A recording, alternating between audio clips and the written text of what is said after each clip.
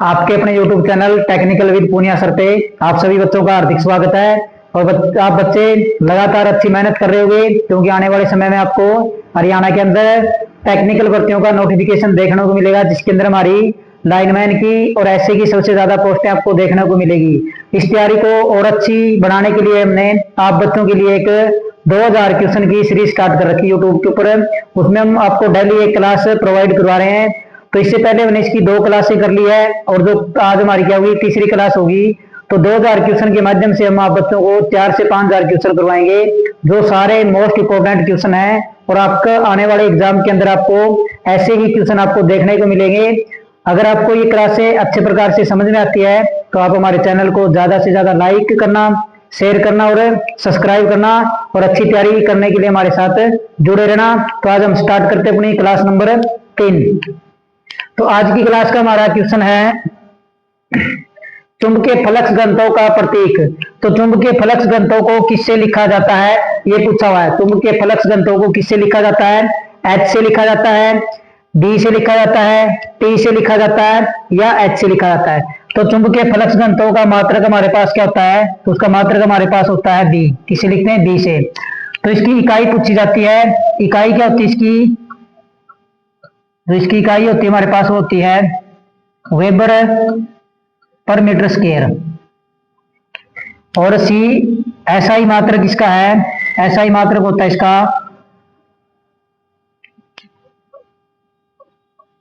SI मात्रक क्या होता है? एसआई मात्रक होता है इसका टेस्ला। क्या होता है? एसआई मात्रक होता है इसका टेस्ला। सीजीएस मात्रक भी पूछा जाता है पेपर के अंदर। तो इसका सीजीएस मात्रक क्या होता है? इसका सीजीएस मात्रक होता है गॉस। सीजीएस मात्रक गॉस। फिर पूछा जाता है एक टेस्ला बराबर में कितने गॉस होते हैं? क्या पूछा जाता है? एक टेस्ला बराबर में कितने गॉस होते हैं? तो एक टेस्ला बराबर 10 की पावर 4 गॉस होते हैं। कितने होते हैं? 10 की पावर 4 गॉस। फिर पूछा जाता है एक गॉस बराबर में कितने टेस्ला होते हैं? कितने? एक गॉस बराबर में कितने? तो 10 की -4 टेस्ला। ये हमारे पास इस क्वेश्चन से संबंधित है, जो पेपर के अंदर पूछे जाते हैं। तो चुंबकीय फ्लक्स घनत्व का प्रतीक हमारे पास क्या होता है? तो बी से इसको लिखा जाता है। किससे लिखा जाता है? बी से।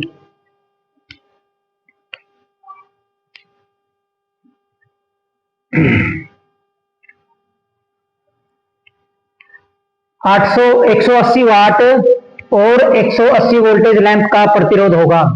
तो वोल्टेज भी कितनी है? 180 है, और वाट अक्षमता भी कितनी है? 180 है। तो लैंप का प्रतिरोध पूछा हमसे। तो प्रतिरोध निकालने का हमारे पास जो फॉर्मूला होता है, हमारे पास होता है R = V/I। क्या होता है? R = V/I। और किस नियम के अनुसार? ओम के नियम के अनुसार। एक तो ये होता है हमारे पास। दूसरा ओम के नियम के अनुसार क्या होता है? V = I गुणा में R। तीसरा हमारे पास होता है, जब हमें क्या निकालना हो, I निकालना हो, तो हमारे पास क्या होता है? V/R होता है। लेकिन यहाँ पे हमें किसकी वैल्यू दे रखी है? पावर की, शक्ति की वैल्यू दे रखी है। तो शक्ति बराबर हमारे पास क्या होता है? शक्ति बराबर होता है I गुणा में V। क्या होता है? I गुणा में V होता है। एक सूत्र तो हमारे पास ये होता है शक्ति का। दूसरा जो सूत्र होता है हमारे पास होता है P बराबर में V²/R। और ये V²/R कहां से आया है? तो यहां से हमारे पास क्या था? I बराबर हमारे पास क्या है? I था, I की जगह मैंने क्या रख लिया? V/R। तो V और V की गुणा करी तो V² हो गया, और नीचे क्या आ गया? I।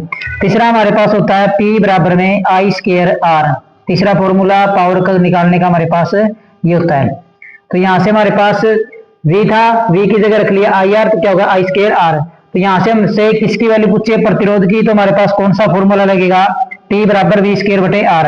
तो P हमारे पास कितना दिया है? यहां से हम R निकालें तो R = क्या हो जाएगा? V²/T। क्या हो जाएगा? V²/T। V हमारे पास कितनी है? V है 180 गुणा में 180 बटे में 180। 180 से 180 कैंसिल हो गया, तो कितने बच गए? 180 ओम। तो प्रतिरोध कितना बच गया? 180 ओम। तो प्रतिरोध की वैल्यू हमारे पास कितनी आएगी? 180 ओम। कितनी आ जाएगी? 180 ओम हमारे पास किसकी वैल्यू आ जाएगी? प्रतिरोध की वैल्यू 180 ओम।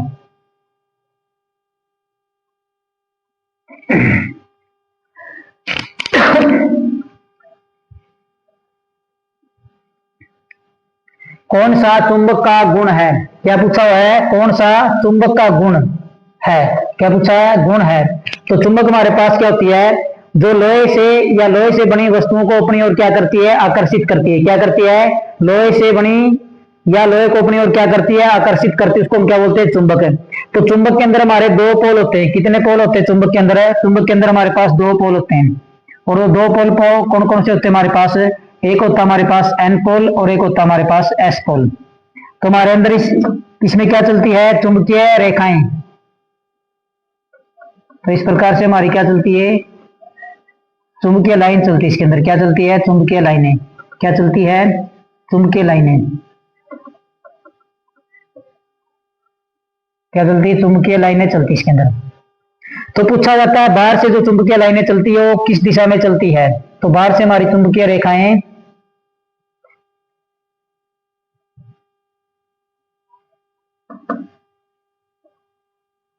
तो बाहर से हमारी जो चुंबकीय लाइन है वो क्या चलती है? इस प्रकार से चलती। कैसे? North to south. क्या चलती है? North to south. और अंदर से कैसे चलती है? अंदर से हमारे इस प्रकार से चलती है। अंदर से हमारे पास किस प्रकार से चलती है? South to north. कैसे चलती है? South to north. तो हमारी क्या ये क्वेश्चन पूछा जाता है? चुंबकीय बल रेखाएं जो होती है बाहर से कैसे चलती है और अंदर से कैसे चलती है? बाहर से चलती है नॉर्थ टू साउथ और अंदर से क्या चलती है? South to north. तो हमारे जो चुंबक होती है इसके अंदर क्या होता है? प्रेरण का गुण भी होता है। प्रेरण को हम क्या बोलते हैं? इंडक्शन का गुण। क्या? इंडक्शन गुण होता है इसके अंदर। दूसरा क्या होता है? आकर्षण। आकर्षण को हम क्या बोलते हैं? अट्रैक्शन। क्या? अट्रैक्शन का गुण। ये अट्रैक्शन का गुण भी इसके अंदर होता है। तीसरा होता है प्रतिकर्षण। तो प्रतिकर्षण को बोलते हैं रिपल्सन। क्या बोलते हैं? रिपल्सन। ये गुण कैसे होते हैं? अट्रैक्शन का गुण क्या होता है? जब नॉर्थ और साउथ पोल हो, तो जब अपोजिट पोल होंगे तो उनमें होता है आकर्षण है। और जब विपरीत पोल होंगे, जब सेम पोल होंगे, क्या? जब सेम पोल होंगे तो उनके अंदर क्या होगा? रिपल्सन होगा। तो इनके अंदर ये तीनों ही गुण पाए जाते हैं। इंडक्शन का गुण भी है, अट्रैक्शन का गुण भी है और इसका रिपल्सन का गुण भी है। तो चुंबक के अंदर ये सारे गुण ही पाए जाते हैं। तो चुंबक के अंदर क्या ये सारे गुण पाए जाते हैं। आगे हमारे पास है ओम के 10 ओम के प्रतिरोध से 5 एम्पियर धारा गुजारी जाए तो वोल्टेज का मान क्या होगा? क्या पूछा है? 10 ओम का प्रतिरोध है, उसके अंदर से 5 एम्पियर की धारा गुजारी जाए तो वोल्टेज का मान पूछा। 2 वोल्टेज होगी, 50 वोल्टेज होगी, 100 वोल्टेज होगी या इनमें से कोई नहीं। तो हमारे पास ओम के नियम के अनुसार क्या होता है? V equal to I R. क्या होता है? V बराबर में आई आर। जब हम I की और R की गुणा करेंगे तो हमारे पास क्या आ जाएगा? वोल्टेज का मान आ जाएगा। अब हमें दिया क्या हुआ है? धारा दी हमें 5 एम्पियर और प्रतिरोध हमें दिया है 10 ओम। तो यहां से हमारे पास क्या हो जाएगा? V बराबर क्या हो जाएगा? 5 गुणा में 10 बराबर में कितने वोल्टेज हो जाएंगे? 50 वोल्टेज हो जाएगी। कितने? 50 वोल्टेज। Option number A. अब हमें वोल्टेज का मान का पता चल गया है। अब हमसे पूछे भाई आई का मान क्या होगा? तो आई बराबर हमारे पास क्या होता है? तो आई बराबर होता है वी बटे में आर। क्या होता है? वी बटे आर। वी हमारे पास कितना है? 50 है और आर कितना हमारे पास है? 10 है। तो 0 से 0 कैंसिल होगी, बराबर में कितना हो गया? 5 एम्पियर। ये हमारा क्या हो गया? 5 एम्पियर वेरीफाई हो गया भाई। 50 हमारा सही उत्तर है या नहीं है? फिर हमारे बाद क्या होता है? आर बराबर क्या होता है ओम के नियम के अनुसार? V बटे आई। V कितना है? V है 50 और I हमारे पास कितना है? 5। तो काटे तो कितने पे कट गया? 10 पे। तो प्रतिरोध कितना आ गया? 10 ओम। और ये 10 ओम ही हमें दिया हुआ था। इस प्रकार से हमने ऑप्शन क्या कर लिया? अभी वेरीफाई कर लिया। ऑप्शन हमारा क्या है? राइट आंसर कितना है? 50 वोल्टेज। तो कितनी वोल्टेज आएगी? 50 वोल्टेज।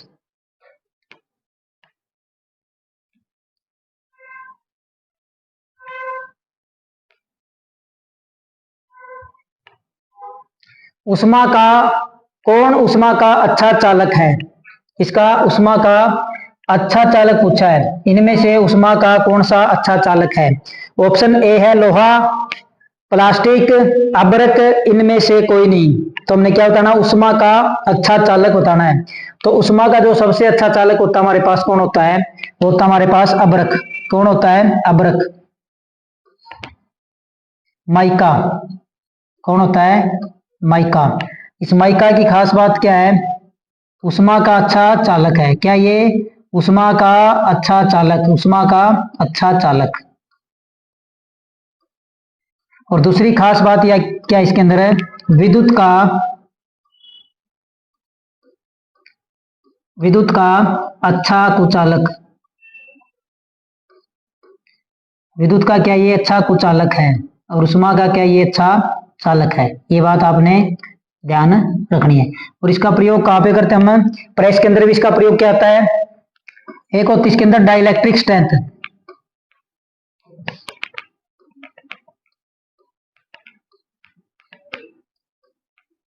डाइलेक्ट्रिक स्ट्रेंथ पूछी जाती है इसकी पेपर के अंदर। तो इसकी कितनी होती है? 20 से 60, 20 से 60 केवी पर एमएम। क्या होती है? केवी पर एमएम। केवी पर एमएम का मतलब होता है किलो वोल्ट पर मिलीमीटर। पर मिलीमीटर के अंदर ये कितनी वोल्टेज को सहन कर सकता है बिना पंचर हुए, वो क्या होती है इसकी डाइलेक्ट्रिक स्ट्रेंथ होती है। उष्मा का ये अच्छा चालक है, और विद्युत का क्या है? एक अच्छा कुचालक है। इसकी डाइलेक्ट्रिक स्ट्रेंथ कितनी होती है? 20 से 60 केवी पर एमएम इसकी क्या होती है? डाइलेक्ट्रिक स्ट्रेंथ होती है।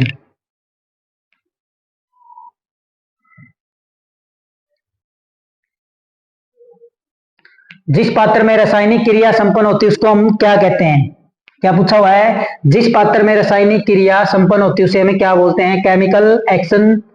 उसके क्या बोलते हैं? रासायनिक पात्र बोलते हैं, वोल्टमीटर पात्र बोलते हैं, वोल्टामीटर पात्र बोलते हैं, इनमें से कोई नहीं।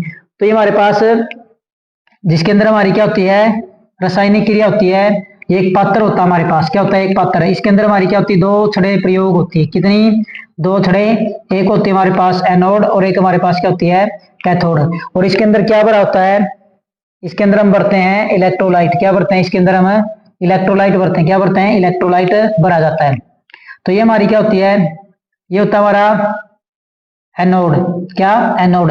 और एनोड हमारा कौन सा होता है? पॉजिटिव। क्या होता है? पॉजिटिव। एक हमारे पास होता है कैथोड। क्या होता है? कैथोड। कैथोड हमारे पास क्या होता है? नेगेटिव। और जो ये पात्र हमारे पास बना होता है, ये या तो मिलेगा किसका? रबड़ का, या कांच का बना होता है। किसका बना होता है? कांच का बना होता है।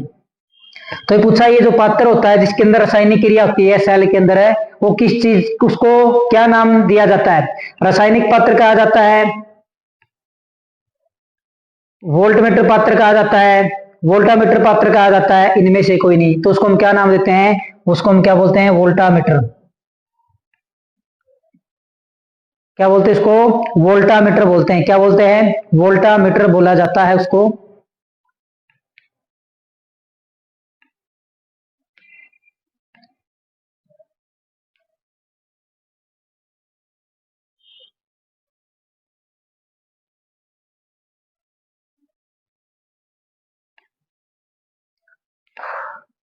प्रतिरोध का प्रतीक। तो जो हमारे पास प्रतिरोध होता है उसका प्रतीक पूछा है। तो प्रतिरोध हमारे पास क्या होता है? धारा के रास्ते में बाधा उत्पन्न करना। क्या? धारा के रास्ते में, धारा के रास्ते में बाधा उत्पन्न करना क्या कहलाता है? प्रतिरोध कहलाता है। धारा के रास्ते में बाधा उत्पन्न करना।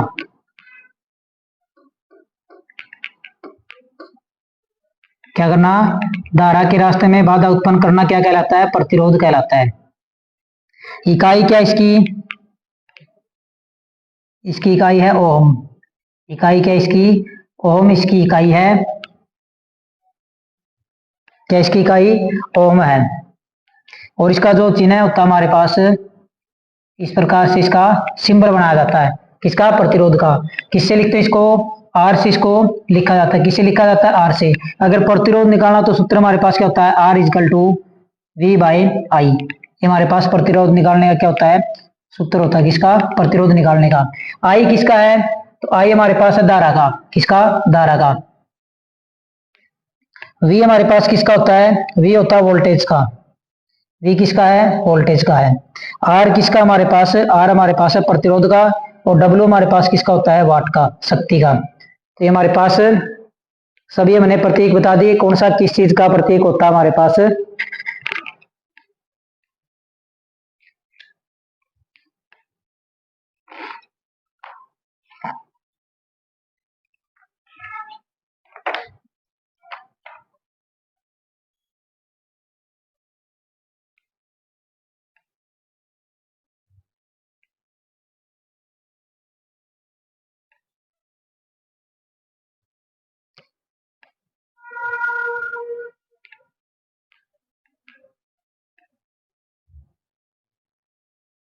एक विद्युत प्रेस 220 वोल्ट की सप्लाई पर 4 एम्पियर की करंट लेती है, इसकी शक्ति क्या होगी? तो क्या पूछ रखा है? पावर पूछ रखा है, इसकी पावर क्या होगी?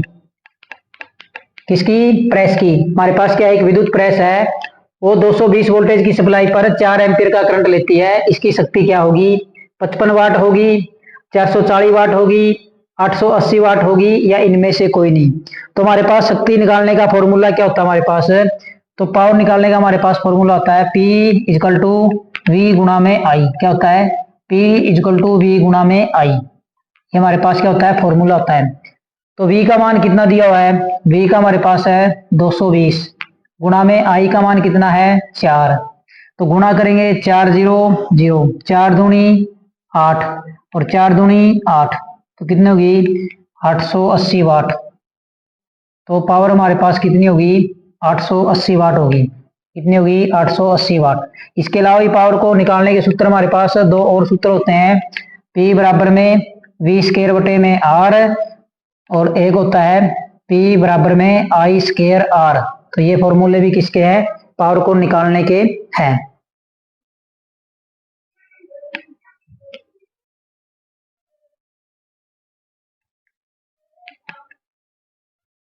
किस नियम के अनुसार जंक्शन पर आने वाले करंट और जाने वाले करंट का बीजगणितीय योग शून्य होता है?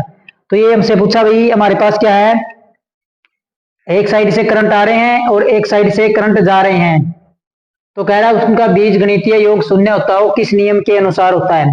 तो हमारे पास क्या, ये एक जंक्शन है, क्या है, इस जंक्शन से कुछ करंट आ रहे हैं और कुछ करंट क्या कर रहे हैं? जा रहे हैं। तो कह रहा है इनका बीजगणितीय योग क्या होता है? शून्य होता है। क्या होता है? बीजगणितीय योग शून्य होता है। जैसे हमारे पास ये करंट जंक्शन की ओर आ रहा है, ये करंट जंक्शन से जा रहा है, ये करंट भी क्या कर रहा है? जंक्शन से जा रहा है। ये करंट जंक्शन की ओर आ रहा है और ये करंट जंक्शन से जा रहा है।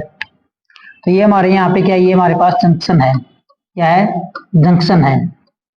तो कह रहा है इसका जो आई का जो मान होता है वो क्या होता है? 0 होता है। और पूछ रहा है ये किस नियम के अनुसार होता है? क्या पूछ रखा है? ये किस नियम के अनुसार होता है?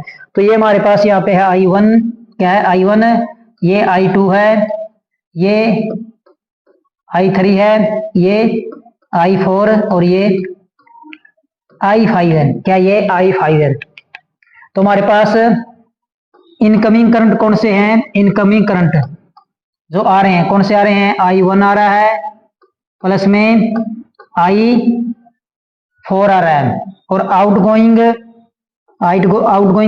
करंट कौन से हैं? I2 है, प्लस में I3, प्लस में I5। तो ये कह रहा भाई I1 प्लस में I4 बराबर में I2 प्लस में I3 प्लस में I5, तो इनका बीजगणितीय योग क्या होता है? इनका बीजगणितीय योग होता है 0। ये पूछ रहा भाई किस नियम के अनुसार होता है? केवीएल के नियम के अनुसार। ये हमारे पास क्या भाई? केवीएल। दूसरा है केसीएल नियम के अनुसार। तीसरा हमारे पास है लेंज का नियम, और चौथा इनमें से कोई नहीं। तो केवीएल हमारे पास क्या होता है? किरचॉफ वोल्टेज लॉ होता है। केवीएल क्या होता है? Kirchhoff voltage law.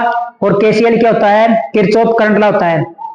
तो हमारे किस नियम के अनुसार होते हैं? तो ये हमारे केसीएल के नियम के अनुसार होते हैं। किसके नियम के अनुसार है?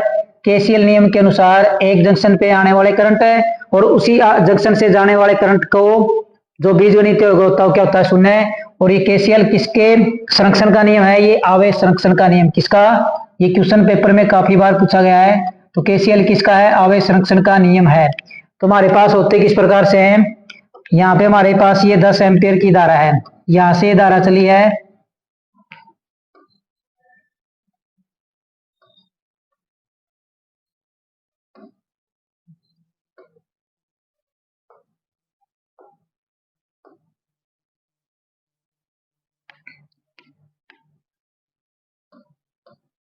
यहाँ से हमारी 10 एम्पियर की धारा चली। कितनी? 10 एम्पियर की धारा।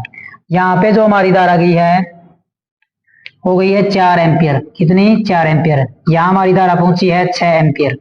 कितनी पहुंची है? 6 एम्पियर। यहाँ धारा कितनी आई है? 4 एम्पियर। यहाँ भी कितनी आई है? 4 एम्पियर।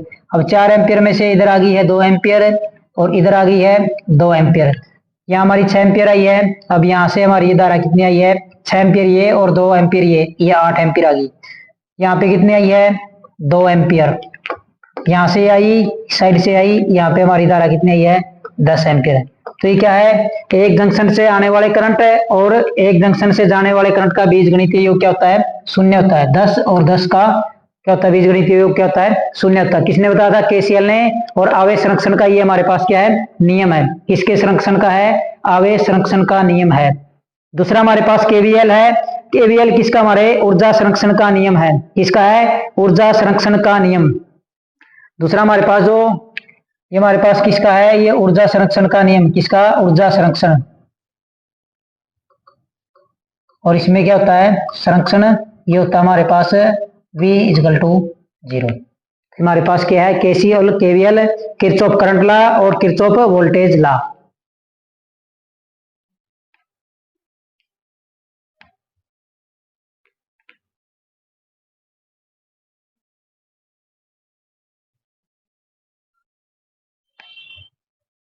ताप गुणांक का प्रतीक है।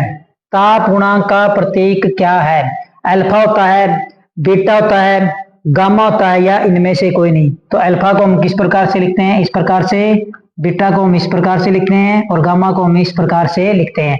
तो ताप गुणांक हमारे पास क्या होता है, तो ताप गुणांक हमारे पास होता है RT = R0 1 प्लस में अल्फा टी। ये हमारे पास क्या, ताप गुणांक निकालने का फॉर्मूला होता है। क्या होता है, ताप गुणांक निकालने का क्या होता है, फॉर्मूला होता है।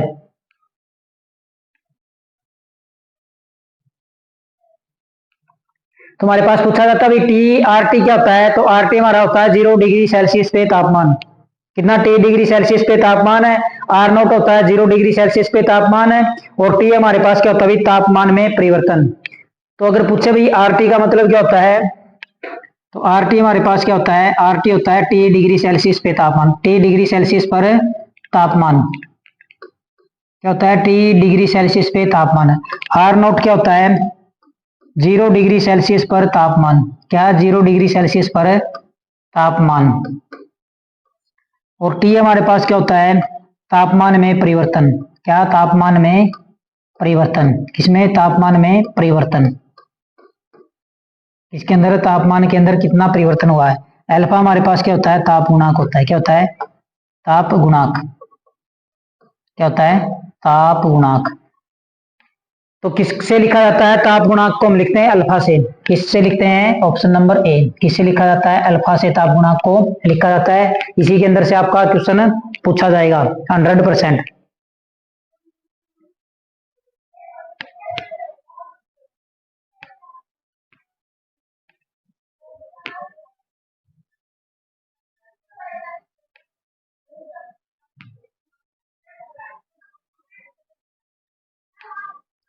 अर्थिंग क्यों की जाती है, तो क्या पूछा है, अर्थिंग क्यों की जाती है। धारा बढ़ाने के लिए, वोल्टेज बढ़ाने के लिए, लीकेज करंट को अर्थ करने के लिए, या उपरोक्त सभी। तो सबसे पहले हमें अर्थिंग का सिंबल पूछा जाता है, क्या होता है। तो अर्थिंग का हमारे पास सिंबल किस प्रकार से होता है,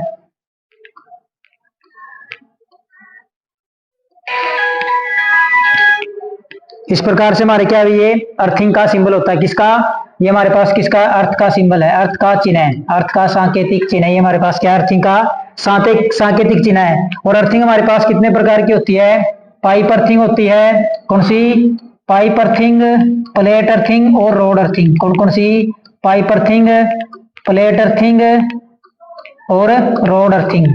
कौन सी, रोड अर्थिंग। तो पाइप अर्थिंग और रोड अर्थिंग का अपने भारत के अंदर सबसे ज्यादा प्रयोग किया जाता है। तो अर्थिंग का काम होता है लीकेज धारा को अर्थ करना। इसको, लीकेज धारा को अर्थ करने के लिए इसका प्रयोग किया जाता है। इसको, लीकेज धारा को अर्थ करने के लिए इसका प्रयोग किया जाता है।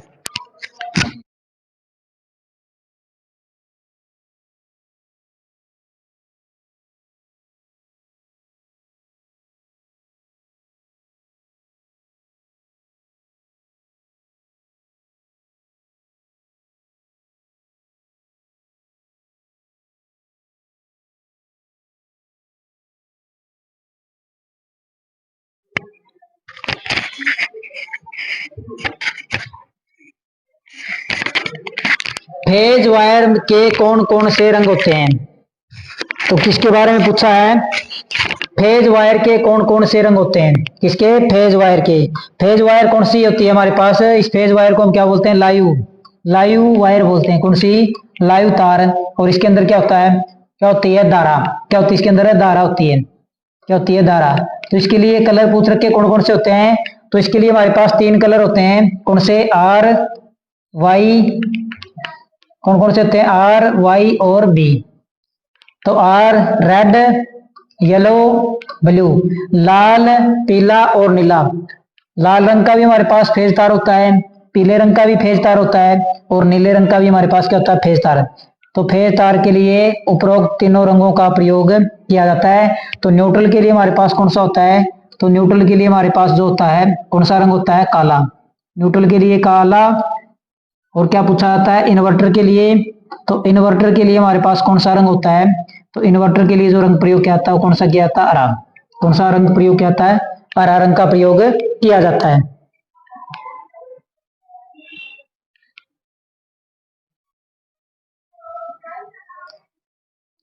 नाभिक में पाए जाते हैं। तो नाभिक में क्या पाए जाते हैं? इलेक्ट्रॉन पाए जाते हैं, प्रोटॉन पाए जाते हैं, न्यूट्रॉन पाए जाते हैं, या प्रोटॉन और न्यूट्रॉन दोनों पाए जाते हैं। तो नाभिक के अंदर इनमें से कौन से तत्व पाए जाते हैं? तो हमारे पास क्या होता है? नाभिक। ये हमारे पास क्या है? नाभिक। और इसके बाहर की हमारी क्या होती है? ऑर्बिट होती है। क्या होती है? ऑर्बिट। क्या होती है? ऑर्बिट। इस ऑर्बिट के बाहर को चक्कर कौन लगाता है? ये क्वेश्चन भी पूछा जाता है पेपर के अंदर। क्या पूछा जाता है? ये क्वेश्चन भी पेपर के अंदर पूछा जाता है। तो हमारी जो नाभिक होती है उसके अंदर हमारे पाए जाते हैं, एक तो प्रोटॉन पाए जाते हैं और क्या पाए जाते हैं? न्यूट्रॉन। और इस नाभिक के चारों ओर चक्कर कौन लगाते हैं? इस नाभिक के चारों ओर चक्कर हमारे कौन लगाते हैं? तो इस नाभिक के चारों ओर चक्कर लगाते हैं हमारे कौन? इलेक्ट्रॉन। तो पूछा था भी इलेक्ट्रॉन पे कौन सा चार्ज होता है? तो इलेक्ट्रॉन के ऊपर हमारे नेगेटिव चार्ज होता है। कौन सा चार्ज होता है? प्रोटॉन पे कौन सा होता है? पॉजिटिव चार्ज होता है। और न्यूट्रॉन क्या होता है हमारा? उदासीन होता है। इनकी खोज किसने की थी? ये हमने पहले पढ़ लिया है। अब इस ऑर्बिट के अंदर जो सेल भरे जाते, इस ऑर्बिट की जो सेल होती है के, एल, एम और एन, तो इसके अंदर इलेक्ट्रॉन किस फॉर्मूले से भरे जाते हैं? तो फॉर्मूला हमारे पास होता है 2n स्केयर। कौन सा होता है? 2n square. और ये n हमारे पास क्या होता है? Number of cell. क्या होता है? Number of cell. क्या होता है? Number of cell. पहली सेल के अंदर भरे जाते हैं 2, दूसरी के अंदर 8, तीसरी के अंदर 18, चौथी के अंदर 32। इस प्रकार से हमारे क्या भरे जाते हैं? इलेक्ट्रॉन। तो नाभिक में क्या पाया जाता है? प्रोटॉन और न्यूट्रॉन दोनों ही पाए जाते हैं। क्या पाए जाते हैं? प्रोटॉन और न्यूट्रॉन दोनों ही नाभिक के अंदर पाए जाते हैं।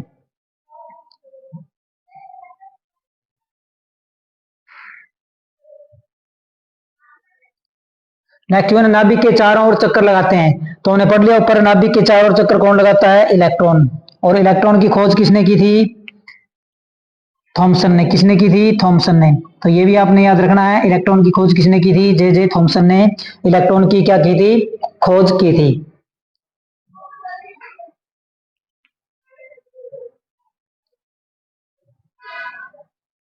फ्यूज तार को किसमें संयोजित किया जाता है? तो जो फ्यूज तार हमारे पास होता है उसको किसके अंदर लगाया जाता है? अर्थ तार में लगाया जाता है, फेज तार में लगाया जाता है, न्यूट्रल तार में लगाया जाता है, या उपरोक्त सभी में लगाया जाता है? तो फ्यूज तार पूछा जाता भी किस चीज का बना होता है? तो फ्यूज तार किस चीज का बना होता है? ये हमारे पास टीन प्लस लेड का बना होता है। किसका? Tin plus lead. तो इनकी मात्रा भी पूछ ली जाती है, कितने कितनी होती है? तो टीन हमारे पास होती है 63%, प्लस में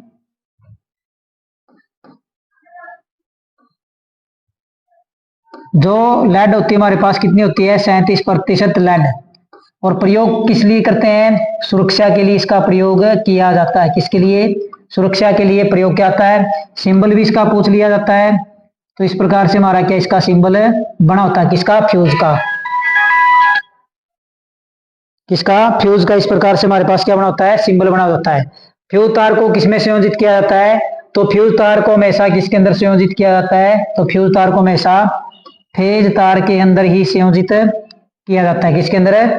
फेज तार में इसको संयोजित किया जाता है।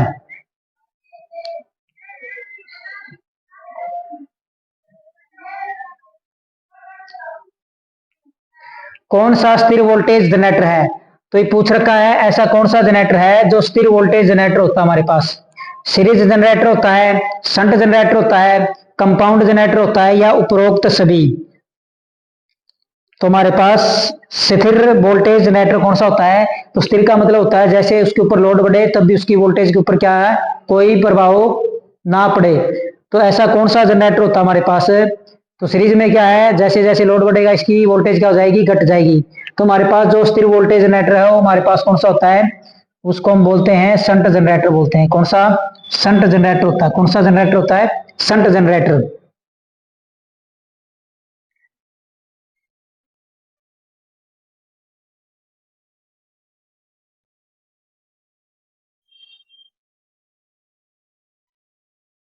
अब अवशिष्ट चुंबकत्व को समाप्त करने के लिए जो बल लगाया जाता है उसे क्या कहते हैं? अवशिष्ट चुंबकत्व को समाप्त करने के लिए जो बल लगाया जाता है उसे क्या कहते हैं? तो अवशिष्ट चुंबकत्व क्या होता है? हमारे पास क्या है, ये कोई कुंडली है। क्या? कोई कुंडली है। क्या? कुंडली। और इसके अंदर कोई कोर प्रयोग कर रखी है। इसको हमने क्या दी है? सप्लाई दे रखी है। क्या दे रखी है? सप्लाई दे रखी है। अब इसके अंदर क्या बना हुआ है? चुंबक बना हुआ है। क्या? इस कोर के अंदर क्या बना हुआ है? चुंबक बना हुआ है। जैसे इसके अंदर धारा का प्रभाव हुआ है ये क्या बन जाएगा? चुंबक बन जाएगा। क्या बन जाएगा? चुंबक बन जाएगा। लेकिन जब हमारी विद्युत धारा क्या हो जाएगी? बंद हो जाएगी। क्या हो जाएगी? विद्युत धारा बंद हो जाती है, फिर भी इसके अंदर क्या बच जाता है? चुंबकीय गुण बच जाता है। क्या बन जाता है? चुंबकीय गुण बच जाता है। चुंबकीय गुण शेष रह जाता है। क्या रह जाता है? शेष। तो इसका मतलब है हमने कोई पदार्थ था, कोई चीज थी, उसको किसके अंदर क्या है? चुंबकीय क्षेत्र के अंदर रखा है। किसमें? चुंबकीय क्षेत्र में रखा है। और फिर हमने क्या कर लिया? उस पदार्थ को चुंबकीय क्षेत्र से क्या कर लिया? हटा लिया। उस चुंबकीय क्षेत्र से हटा लेने के बाद भी उस पदार्थ के अंदर चुंबकीय गुण रह जाना क्या कहलाता है? अवशिष्ट चुंबकत्व कहलाता है, रेजिडुअल मैग्नेटिज्म कहलाता है। अब इस पदार्थ में से हमने क्या करना है? जो बचा हुआ चुंबक है उसको क्या करना है? हटाना है। उसको हटाने के लिए हमारे पास किस चीज का प्रयोग किया जाता है? प्रतिरोधकता का किया जाता है, वोल्टता का किया जाता है, निग्राहिता का किया जाता है, इनमें से कोई नहीं। तो किस चीज का प्रयोग किया जाता है अवशिष्ट चुंबकत्व को हटाने के लिए? निग्राहिता का प्रयोग किया जाता है। किसका? निग्राहिता का। और इंग्लिश में क्या बोलते हैं इसको? कोरेसिविटी। क्या बोलते हैं? कोरेसिविटी बोलते हैं। दूसरा होता है अवशिष्ट चुंबकत्व को ग्रहण करना। किसको? अवशिष्ट चुंबकत्व को ग्रहण करना क्या कहलाता है? क्या? अवशिष्ट चुंबकत्व ग्रहण करना। एक हटाना और एक क्या करना? ग्रहण करना। तो ग्रहण करने का गुण क्या कहलाता है? ग्रहण करने का गुण। तो अवशिष्ट चुंबकत्व को ग्रहण करने का गुण हमारे पास क्या कहलाता है? तो हमारे पास क्या कहलाता है? रिटेंटिविटी, धारणशीलता। क्या कहलाता है? धारणशीलता। क्या कहलाता है? धारणशीलता कहलाता है। और इंग्लिश में क्या बोलते हैं? रिटेंटिविटी। क्या बोलते हैं? रिटेंटिविटी। अवशिष्ट चुंबकत्व हटाने के लिए निग्राहिता का प्रयोग किया जाता है। अवशिष्ट चुंबकत्व को धारण करना क्या कहलाता है? धारणशीलता या रिटेंटिविटी कहलाता है। क्या कहलाता है? धारणशीलता या रिटेंटिविटी कहलाता है।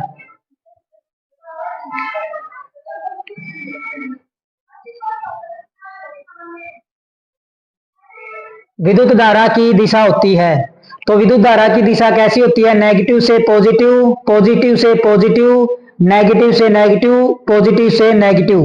तो हमारे पास धारा की दिशा क्या होती है? पॉजिटिव से नेगेटिव से पॉजिटिव होती है, पॉजिटिव से पॉजिटिव होती है, नेगेटिव से नेगेटिव होती है, पॉजिटिव से पॉजिटिव। तो ये जो हमने सीरीज शुरू कर रखी है बच्चों के लिए, ये 2000 क्वेश्चन की सीरीज हमारी कितने की? 2K। तो मोस्ट इंपोर्टेंट 2K क्वेश्चन इसके अंदर हम आपको करवाएंगे।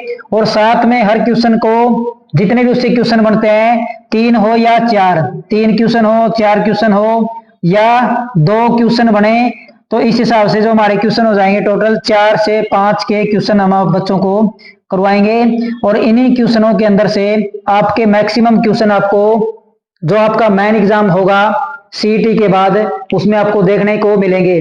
और इसके बाद हमने आप बच्चों के लिए एक चीज और अच्छी करने की कोशिश कर रहे हैं ताकि कोई भी बच्चा पैसे की कमी के कारण शिक्षा लेने से वंचित ना रहे।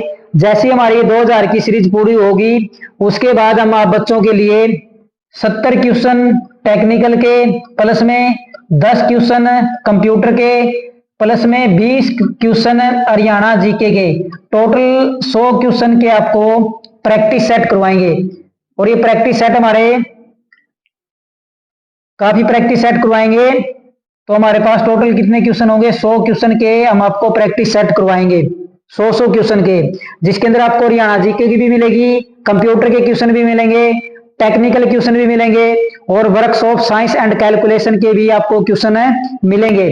तो आप हमारे साथ जुड़े रहना और हम आपको विश्वास दिलाते हैं, अगर आपने ये सारी चीजें कर ली हमारे साथ तो इस बार आपका सिलेक्शन कोई नहीं रोक सकता।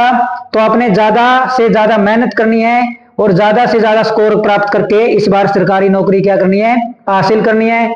विद्युत धारा की दिशा होती है हमारी पॉजिटिव से नेगेटिव। कैसे होती है? पॉजिटिव से नेगेटिव होती है। नेक्स्ट क्वेश्चन हमारे पास है, डीसी शंट मोटर में आर्मेचर धारा होती है। किसके अंदर? डीसी शंट मोटर के अंदर आर्मेचर धारा होती है। तो डीसी शंट मोटर हमारी क्या होती है? तो डीसी शंट मोटर को हमने क्या करना भाई? बिना लोड के चलाना होता है। डीसी शंट मोटर को बिना लोड के चलाना होता है। अगर हमने डीसी शंट मोटर को लोड के साथ चलाया तो इसकी जो फील्ड वाइंडिंग होती है उसके अंदर चुंबकीय क्षेत्र स्थापित नहीं होगा। जब तक हमारी क्या है, जो फील्ड वाइंडिंग उसका चुंबकीय क्षेत्र स्थापित नहीं हो जाता तब तक हमने उसके साथ लोड संयोजित नहीं करना। जैसे ही हमारा मोटर चल गई उसके बाद हम उसके ऊपर क्या करते हैं? लोड डाल सकते हैं। जैसे जैसे लोड बढ़ेगा एक बार इसकी गति थोड़ी सी क्या होगी? कम होगी, लेकिन उसके बाद इसकी गति क्या हो जाती है? स्थिर हो जाती है। और डीसी शंट मोटर को चलाने के लिए हम किसका प्रयोग करते हैं? 3 या 4 बिंदु स्टार्टर का प्रयोग करते हैं। किसका? 3 बिंदु या 4 बिंदु स्टार्टर का प्रयोग किया जाता है। तो इसके अंदर पूछ रखा भाई आर्मेचर धारा क्या होती है? तो आर्मेचर धारा हमारी होती है IA इजकल टू होती है ISH प्लस में IL, शंट धारा प्लस में लोड धारा। तो option number B, option number B. तो एक हमारी होती है सीरीज मोटर और सीरीज मोटर में हमारी क्या होती है? आर्मेचर धारा IA बराबर में ISE बराबर में IL। तो इसके अंदर क्या होती है? धारा सीरीज के अंदर हमेशा क्या रहती है? बराबर रहती है। आर्मेचर धारा बराबर में सीरीज धारा और बराबर में क्या हो जाएगी? लोड धारा। तो सीरीज मोटर को चलाने के लिए 2 बिंदु स्टार्टर का प्रयोग किया जाता है। कितने का? 2 बिंदु स्टार्टर का प्रयोग किया जाता है।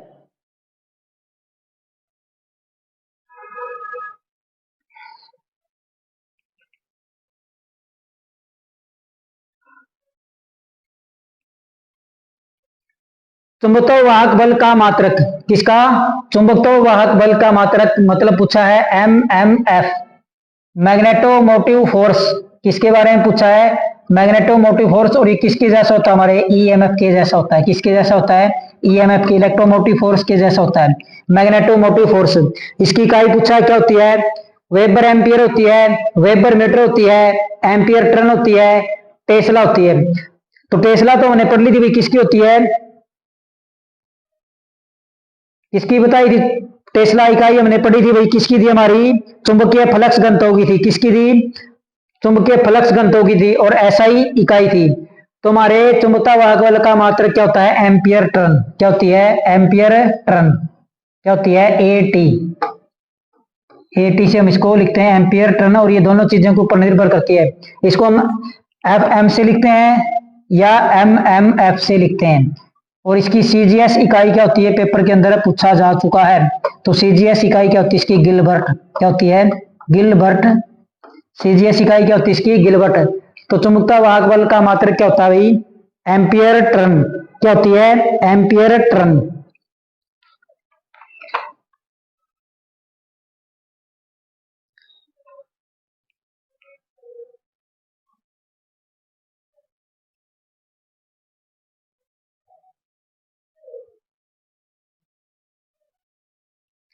तापमान की SI इकाई है। तो इनके अंदर से तापमान की SI इकाई कौन सी है?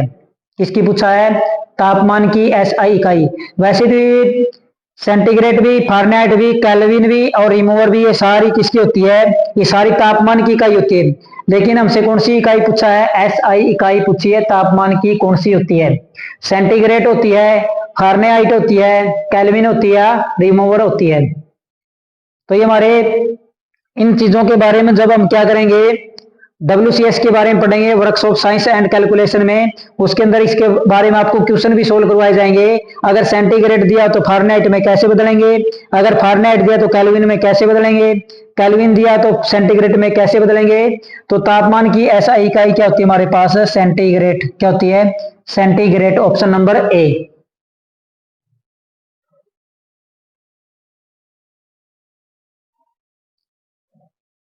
120 डिग्री सेल्सियस तापमान की श्रेणी का होता है।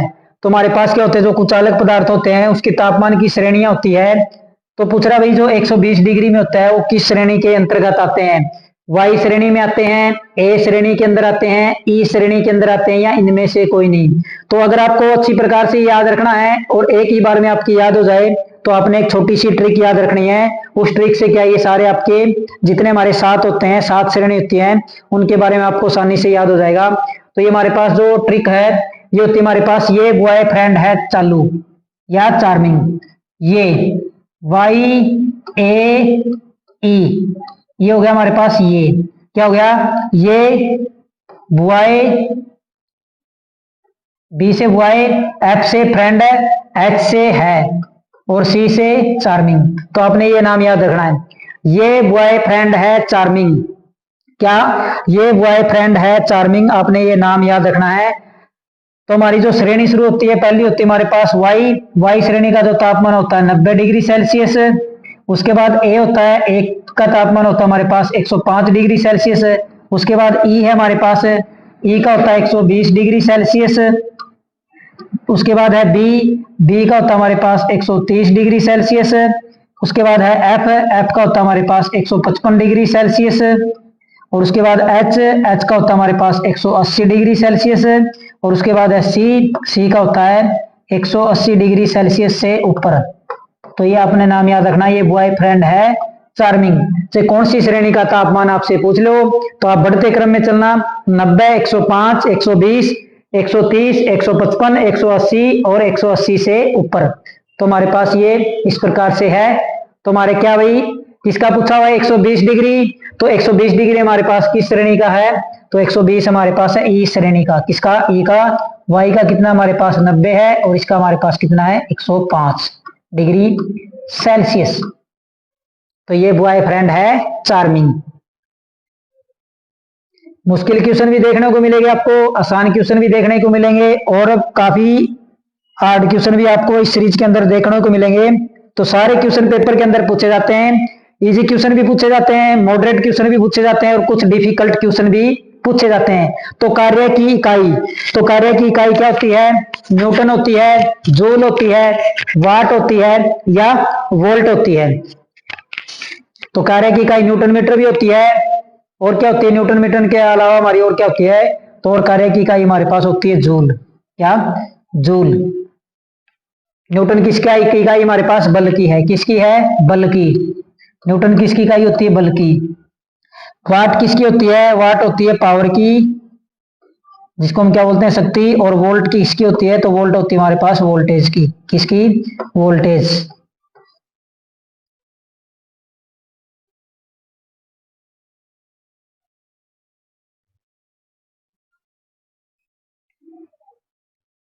छह ओम के छह प्रतिरोध सीरीज में जुड़े हैं, कुल प्रतिरोध होगा। तो 6 ओम के 6 प्रतिरोध सीरीज में जुड़े हैं तो कुल प्रतिरोध होगा। तो कुल प्रतिरोध हमने बताना भाई, 6 ओम के 6 प्रतिरोध किस में जुड़े हुए हैं, सीरीज के अंदर जुड़े हुए हैं। तो सीरीज में हमारे पास प्रतिरोध निकालने का फॉर्मूला क्या होता है, तो R T equal to R one plus में आर टू प्लस में आर थ्री। क्या होता है, R T equal to R one plus में आर टू प्लस में आर थ्री प्लस में R N number of electron, number of प्रतिरोध। तो हमारे पास कितने हैं, किसमें जुड़े हुए हैं, 1, 2, 3, 4, 5, 6। कितने जुड़े हुए हैं, 6। और 6 के 6 कितने हैं, 6 ओम के हैं। 6 ओम को जोड़ेंगे तो हमारे पास कितना हो जाएगा टोटल, 36 ओम। कितना हो जाएगा, 36 ओम। कितना हो जाएगा, 36 ओम। कितना हो जाएगा, 36 ओम। एन आर क्या बोला जाता है इसको, ये हमारे पास क्या होगा, टोटल प्रतिरोध कितना हो गया, 36 ओम।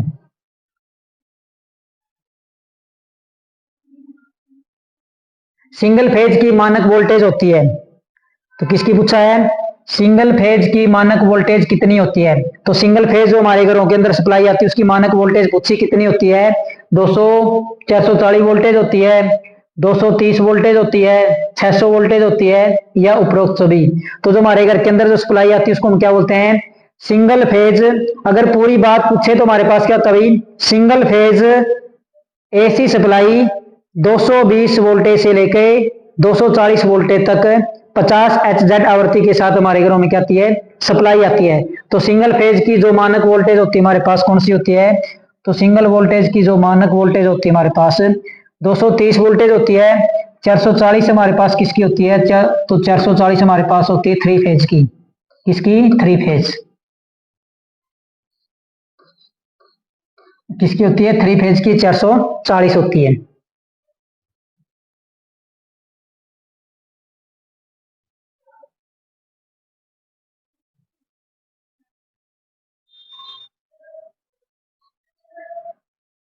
बीस 20 ओम के दो प्रतिरोध पैरेलल में जुड़े हैं, कुल प्रतिरोध होगा।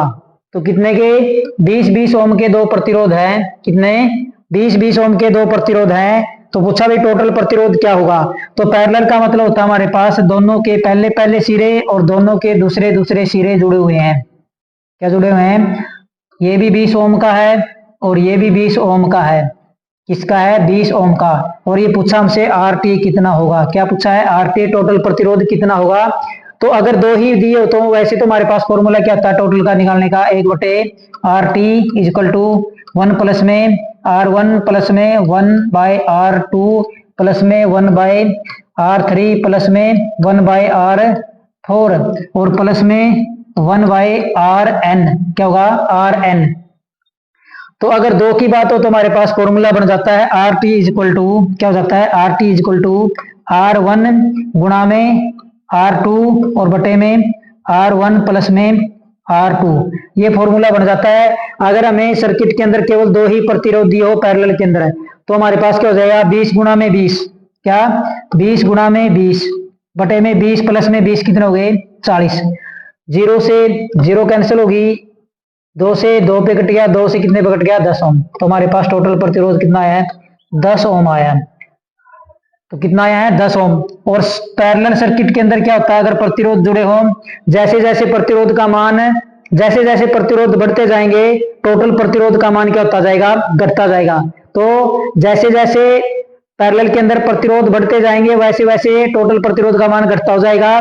और ये क्या होता है, जो सबसे छोटा प्रतिरोध होता है पैरेलल के अंदर है, टोटल मान उससे भी क्या आता है, कम आता है। और सीरीज के अंदर क्या, जैसे जैसे प्रतिरोध बढ़ते जाएंगे वैसे वैसे टोटल प्रतिरोध भी बढ़ता जाएगा। और जो मान आएगा वो जो सीरीज के अंदर जो सबसे बड़ा प्रतिरोध लगा उससे भी बड़ा मान आएगा। ये हमारे पास सीरीज और पैरेलल सर्किट होते हैं। मोटर की अधिकतम दक्षता होगी, तो मोटर की अधिकतम दक्षता कब होगी, दक्षता हमारी क्या होती है, आउटपुट बटे इनपुट गुणा में 100। तो दक्षता हमारी क्या होती है, आउटपुट बटे में इनपुट गुणा में 100। मोटर की अधिकतम दक्षता होगी जब तांबा हानि गुणा में लोहा हानि होगी, जब तांबा हानि प्लस में लोहा हानि होगी, जब तांबा हानि भाग में लोहा हानि भाग में तांबा हानि होगी, या लोहा हानि बराबर में तांबा हानि होगी। तो मोटर की अधिकतम दक्षता कब होगी, तो जो मोटर की अधिकतम दक्षता होगी हमारे पास कब होगी, जब हमारे पास क्या हो जाएगा, लोहा हानि और तांबा हानि क्या हो जाएगी, बराबर हो जाएगी। क्या हो जाएगी, जब लोहा हानि और तांबा हानि क्या हो जाएगी, बराबर हो जाएगी, तो हमारी मोटर की दक्षता क्या होगी, अधिकतम होगी।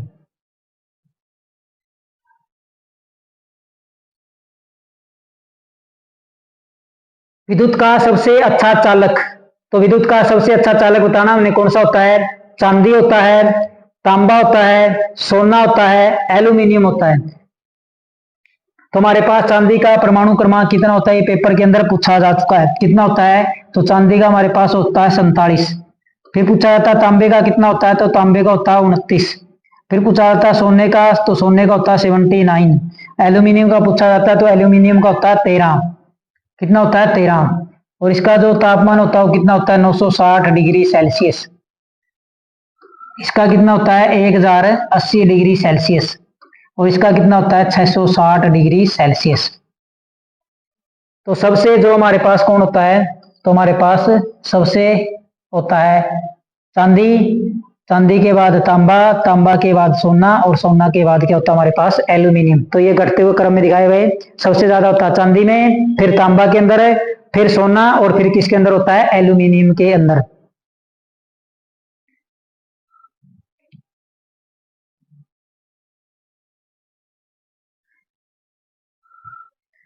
जनरेटर की फील्ड वाइंडिंग किसकी बनी होती है? तो हमारे पास जो जनरेटर होता है उसकी फील्ड वाइंडिंग, तो फील्ड वाइंडिंग किसकी बनी होती है? इस प्रकार से हम क्या करते हैं, पोल के ऊपर फील्ड वाइंडिंग की जाती है हमारे पास। किसके ऊपर है?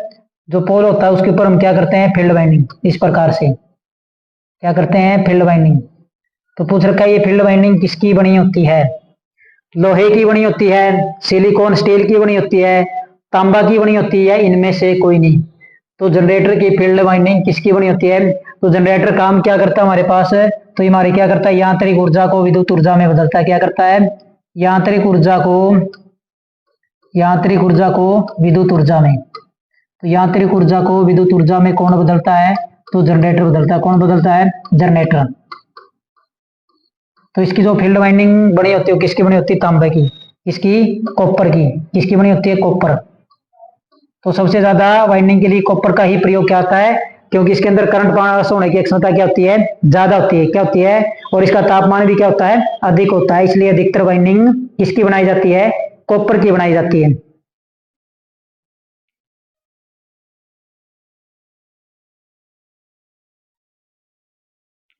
एमीटर को सर्किट में संयोजित किया जाता है। तो किसको? एमीटर को पूछा है, एमीटर को सर्किट के अंदर कैसे संयोजित किया जाता है?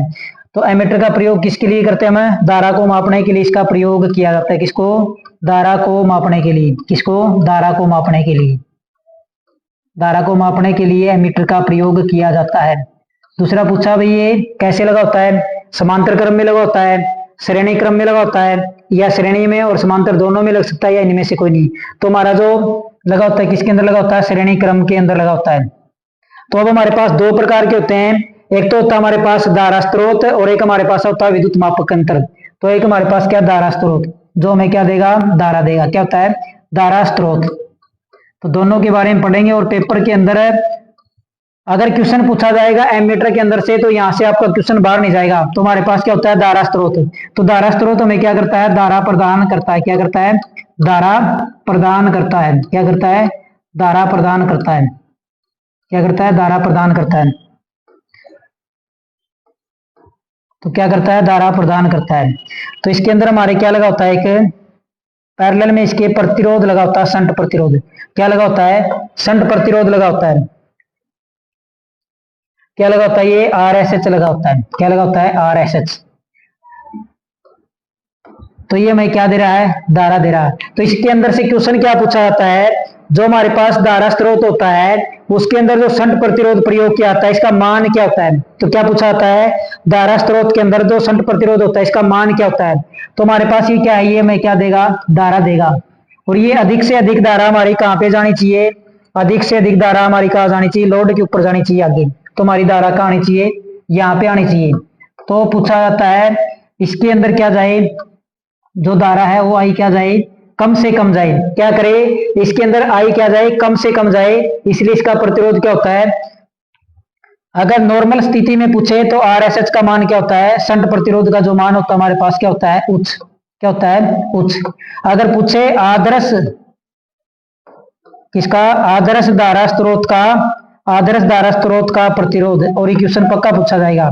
आदर्श धारा स्रोत का प्रतिरोध, तो आदर्श धारा स्रोत का जो प्रतिरोध होता है वो हमारे पास क्या होता है? तो आदर्श धारा स्रोत का प्रतिरोध होता है हमारे पास अनंत। क्या होता है? जिसकी कोई सीमा ना हो। क्या हो? जिसकी कोई सीमा ना हो। क्या हो? जिसकी कोई सीमा ना हो। तो हमारे पास ये क्वेश्चन इसमें से पूछा गया है। धारा स्रोत का धारा प्रदान करता, धारा ज्यादा से ज्यादा हमें मिले, इसलिए RSH का मान क्या रखा जाता है? उच्च। अगर बात आए किसकी? आदर्श कंडीशन की आए, तो आदर्श कंडीशन के अंदर धारा स्रोत का जो शंट प्रतिरोध होता है उसका मान क्या होता है? अनंत होता है। दूसरा हमारे पास होता है मापक यंत्र। दूसरा हमारे पास क्या होता है? मापक यंत्र, जिससे हम क्या करते हैं? धारा मपवाते हैं। क्या करते हैं? धारा मपवाते हैं। ये हमारे पास क्या है? एमीटर है। इससे हमने क्या करनी है? धारा मपवानी है। और इसके अंदर जो RSH प्रयोग किया जाता है, क्या ये जो RSH प्रयोग किया जाता है क्या किया जाता है, ये आरएसएच प्रयोग किया जाता है, इसका मान पूछा जाता है, क्या होता है, क्या पूछा जाता है, मान। और ये क्वेश्चन पेपर के अंदर इस प्रकार से पूछा जाता है, जो वोल्ट मीटर होता है उसकी रेंज बढ़ाने के लिए उसके समांतर क्रम में जो प्रतिरोध लगाया जाता है उसका मान क्या होता है, क्या पूछा जाता है, एमीटर की रेंज बढ़ाने के लिए उसके समांतर क्रम में जो शंट प्रतिरोध लगाया जाता है उसका मान क्या होता है। तो हमारे पास क्या होता है, यहां से हमारी जो धारा आएगी ये धारा कहां जानी चाहिए, इसके अंदर ज्यादा से ज्यादा जानी चाहिए, क्योंकि इस वोल्ट मीटर की हमने एमीटर की क्या करनी है, रेंज बढ़ानी है। तो अगर पूछे भाई वैसे नॉर्मल स्थिति के अंदर है जो इसका प्रतिरोध होता है क्या होता है, निम्न, क्या होता है, नॉर्मल कंडीशन में इसका जो प्रतिरोध होता है वो क्या होता है, निम्न होता है, ताकि सारी की धारा इसके अंदर चली जाए। अगर आदर्श मापक यंत्र क्या है, कौन सा, आदर्श मापक यंत्र, तो आदर्श मापक यंत्र के अंदर जो प्रतिरोध का मान होता है वो क्या होता है, शून्य, क्या होता है, शून्य, क्या होता है, शून्य। तो इसी के अंदर से आपका क्वेश्चन 100% पक्का पूछा जाएगा। तो इन्हीं के अंदर से आपका क्वेश्चन पूछा जा सकता है आपसे। तो ये क्या हमारा धारा स्रोत है जो मैं क्या करता है, धारा प्रदान करता है। दूसरा हमारे पास क्या भाई, मापक यंत्र है जो हमारी क्या करेगा, धारा को मापेगा। तो धारा मापेगा इसलिए हमने क्या करनी है, वोल्ट मीटर की रेंज बढ़ानी, एमीटर की रेंज बढ़ानी है। तो एमीटर की रेंज बढ़ाने के लिए हम क्या करते हैं, उसके समांतर क्रम में एक निम्न मान का प्रतिरोध जोड़ते हैं, ताकि सारी धारा क्या हो जाए, बाईपास हो जाए, और हमारा एमीटर क्या कर ले, उस धारा को माप ले, क्या कर ले, माप ले उस धारा को। तो आपको अच्छी प्रकार से समझ में आएगा, और समझ में आए तो आप दोबारा से पूछ सकते हो।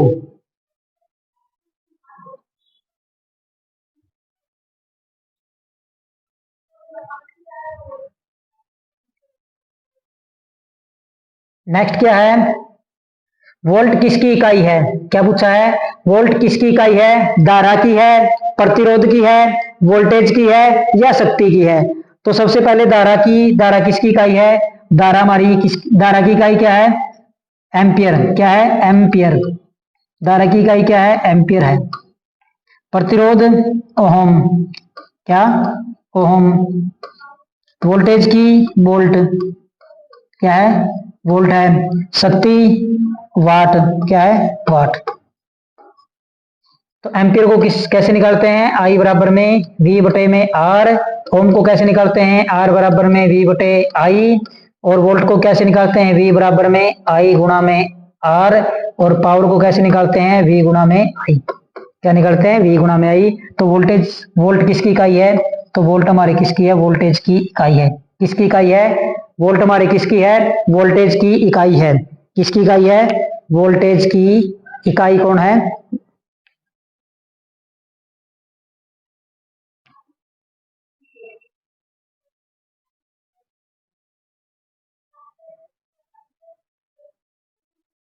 खुले परिपथ का प्रतिरोध होता है। तो हमारे पास खुला परिपथ, ओपन सर्किट कौन सा है, ओपन सर्किट का प्रतिरोध पूछा हमसे, किसका, ओपन सर्किट का प्रतिरोध होता है। तो हमारे पास ओपन सर्किट किस प्रकार से हुआ, ये लैंप लगा हुआ हमारे पास, और ये हमारे पास क्या लगा हुआ है, स्विच लगा हुआ है। और यहाँ पे हमारे इसके साथ ही हमने क्या प्रयोग कर रखा है, फ्यूज प्रयोग कर रखा है। और ये क्या है, इसके कनेक्शन कर रखे हमने, क्या कर रखे हैं, कनेक्शन। और यहाँ पे हमने सप्लाई दे रखी इसको, कौन कौन सी, ये हमारी है न्यूट्रल सप्लाई, और ये हमारी क्या है, फेज सप्लाई। अब हमने इसको क्या कर दिया, यहाँ से ऑन कर दिया है। अब ये हमारा क्या है, पूर्ण सर्किट है, क्या ये हमारे पास पूर्ण सर्किट है। हमने सप्लाई ऑन की, धारा चली गई, और लैंप हमारा क्या हो गया, ऑन हो गया, क्या हो गया, ऑन हो गया। अब ये कह रहा है अभी सर्किट कैसा हो गया, ओपन हो गया। तो अब हमारा ये सर्किट क्या है, पूर्ण रूप से चल रहा है। अब ये कह रहा है हमारा सर्किट क्या हो गया, ओपन हो गया, क्या हो गया, ओपन।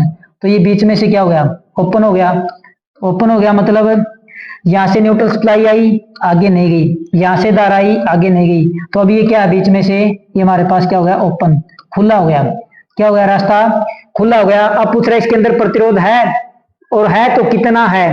अब ओपन हो गया हमारे पास, तो यहां से धारा हमारी आगे नहीं जा रही, इस साइड से नहीं जा रही। तो धारा क्या होगी, तो पहले तो हमें धारा की कंडीशन पता होना चाहिए। तो धारा क्या होगी हमारे पास, धारा शून्य होगी।